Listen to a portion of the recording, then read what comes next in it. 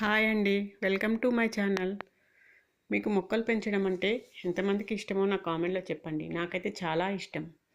2 months before చాలా చిన్నగా ఉంది ఈ కరివేపాకు చెట్టు. పశువుల ఎరువు వేసి పెట్టాను. చాలా ఫాస్ట్గా గ్రోత్ అవుతుంది. పక్కన కొమ్మ కూడా వచ్చింది. ఎంత బాగా గ్రీన్గా వచ్చింది కదా. నాకైతే చాలా ఇష్టం అండి ఈ చెట్టు అంటే. ఇగో పక్కన ఇంకొక మిరప చెట్టు ఉన్నది.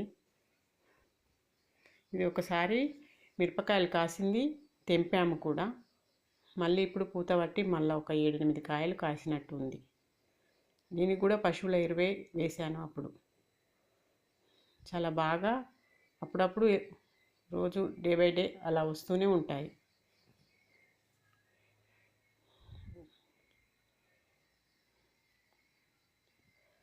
బాగుంది కదా మిరపకాయల చెట్టు. పక్కన ఇంకొకటి కాకరకాయ చెట్టు అండి. ఇది 1 మంత్ అవుతుంది. ఇది ఫాస్ట్గా పెరగట్లేదు, ఇది మాత్రం స్లోగా.